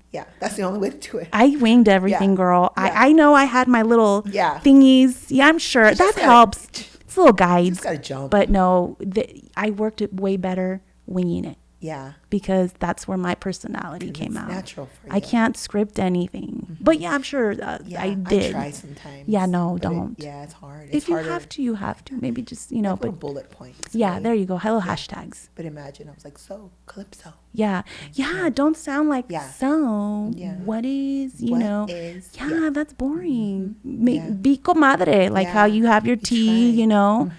We love that genuine, organic relationship with your viewers, with your audience, with your host, with your guests. And I think obviously like it's the chemistry too. Oh, have you ever had not good chemistry with anybody? And that's tea I cannot spill. Oh, but and you know, they've even left me like I've finished and been like, oh my God, what did I just do? Like I hated that, you know. And it's one of those things where you're just like, that's when you know. Like it's an interaction for sure, and it's a good one. And the chemistry has to be there. And some guests, to be important. I'm sorry, like some guests carry the show sometimes. Which that's good. I love that. Yeah, because you're feeding off of them. Yes, and it makes my life so much easier. The show is great. They feel good. And then there's other ones that are just like, yes or no. Stay away from the yeses and the noses. I'm like, can you elaborate? And then on you're that? like picking and so you're like interrogating. So when I've been in interviews like that before, and that's not fun. No, it's hard. But I feel like that's where the natural talent comes out, and either you have it or you don't. That's true. And sometimes I'm clawing for it. I'm not gonna lie. I claw for that interview. Yeah. But if it looks good, hey, I did my job. Yeah. You know, but with you, it was very easy. Was it? Yes. I was even asking you questions. I know. I was like, okay, so Trish, give me the tea. But that's because it's natural for you, right? This is so weird. You see, this is the thing. Like, I'm always used to me interviewing people, and then you interviewing me, but then I took it to where I was kind of interviewing you, and I was like, no, let her ask. I feel weird talking about myself. I don't know. I feel like it's boring. I don't know. I still can't get over it. I'm like, really? You want to ask me like what I did and this and that, you know? Yeah. But at the same time, like, no, people do want to know what your life is like or what you did. Yes. What your highs and your lows. You know what I mean? And that is interesting. Yeah. I feel like with you asking me questions, obviously people are watching. They probably want to get to know you. Trish. You should probably have an episode to where like I'm talking to myself. Where you're talking. No, you're just answering. Follow me around the house. No, answer questions that people are probably asking about you. Yeah. Maybe that could be like a bonus episode where like, hey, so I looked in my inbox and some people are asking questions. So let me go ahead and answer that. Why do we keep giving ideas away? Because we're so good at this. We gotta just shut up. I don't know. The producers are like, oh my God, more work. I'm just kidding. Yeah. No, but I think that's a good idea. Is always have good flow of ideas. Always see how you can change it. Yeah. How are you going to up that other show? Yeah, that's how I feel. I need to up this one because this one was good. So I got to up the other one. I think that's life. Pressure. I think that's life. Some people have that and some people don't. And so I think those are the ones that keep climbing and are satisfied. Maybe not being satisfied. I don't want to be comfortable. Like you feel grateful. You're grateful for everything that you get and you hit, right? But there's always something more that you can do. You are destined for more. Yeah. Bigger. Yeah, better. I agree. Absolutely. Go out and get it. Be fearless. Just do it. Just try new things. Because what are they going to say? No. Yeah. The worst thing is saying no. Yeah. And that's okay. Yeah. And then you just do something build your own door. You build your own show. Right. You just do. Yes. You know what? Like we did that. Yeah. You know what I mean? And that's how I feel with the show. You know, people are, and I don't know if you know this, but like it's available on Cox Cable in Phoenix now. Wow. And like it's picked up because that's where the most of the Chicano community is at, you know, and I'm just like, hell yeah, we going hard. And that was super dope that, you know, people are starting to see it come out. And like, not only that, but like, and not, sometimes not even your friends, like don't even watch it. And that's okay. Yeah. But then those people those strangers are like, oh my God, I love this episode. I can't, you know, and then they're like posting about it and then they're telling you their favorite things like that to me is so fulfilling and so like humbling that, okay, I was just being myself. You literally, I'm myself. Yeah. This You're is like, me. Why do you like me for? Like, why? What? You know? Yeah. But No, I get that. And it's just like, well, why? Yeah. Like, I just did this. I just said that. You know? Yeah, so just be yourself. Always in the shows, in your shows. Always. But be funny. Let's see your funny side. Let's see your toxica side. You know? Yeah. Like, it's a different... That's one thing. Personalities. I can't hide that sometimes. Yeah. You know, so I'm like, why? I'll just, I get goofy. Yeah. I also am very serious, but I can be funny. Yeah, and it depends on the guest. Absolutely. How you can come 100%. with them. So your show's doing amazing. It's doing amazing. Love that for you. Please go watch it. Go follow The Calipso Show on Instagram. We need more followers there. We need more engagement there. The Calipso Show. How did you get that name? It's actually my middle name. Okay. It's not like a fake. It's not like a stripper name or anything like that. I'm like, no, what? You guys, that's my first name is Citlali. Okay. That's my ingenious name. Okay. You know how parents give you like 30 names. Okay. It's Citlali Aranda Calipso. So growing up in high school, middle school, nobody knew how to say my name and they would bully me. So in middle school, I said, you know what? I'm just going to change my name, reverse it, and I'm going to go by Calipso. And I spell it with an I instead of a Y. Yeah. So anytime when I would do radio, I would intro, hey, what's up? It's your girl Calipso with an I instead of a Y. What's up? What's going on? We got your tickets to da-da-da-da, you know? Yeah. And that was just like my opener, you know? And that's how you get people to know, oh, it's without I instead of a Y. Because you're branding yourself. You're branding yourself every day. Yeah. If you're doing this, you know? I love that name. I love it too. I didn't have to change it. Yeah. When I was on air, when I did regional music, you know, like banda music and stuff, they wanted me to change it to like La Pochita. What? I was like, no, you're gonna keep Calipso. Yeah. And I kept it. I'd rather have Calipso. I was like, why are you gonna botch it? You know, it's perfect, and it's been fine ever since. I wish my name was Calipso even. I don't know. I had someone tell me. Tea with Calipso. I had someone Hey girl. That could be a middle name. You can change your name anytime. Yeah. I've never met another Calipso. That's crazy. Have you ever met another you? Yeah. Oh, you have. Yeah. See, I've never met another Calipso, and I don't want to. Yeah, no. I don't think there is. I really That'd don't. Be scary. Yeah, no, I know, there's only one. Yeah. There's definitely only one of you. Thank you. And you are amazing. Thank you. I appreciate you so much for coming on the show. Thank you for having me. Yeah, I'm going to call you. Call me, girl. I'm going to need some advice. If you ever need some tips, I got you. Thank you so much for that. And one more time, go follow The Calipso Show on Instagram. It's Calipso with an I instead of a Y on Instagram. Please go link in my bio to watch the shows, to binge. You can binge me. Yeah, for sure. I've always wanted to say that. You can binge me. I'm just kidding. But not like that. But you can binge me. Yeah. And just a big thank you to everybody that's watched and that's consistent. And, you know, we're already in the talks for season 2. I don't know what we're going to do. Yeah. Well, it's gonna be big. But you know what I'm gonna do? I'm gonna enjoy it more.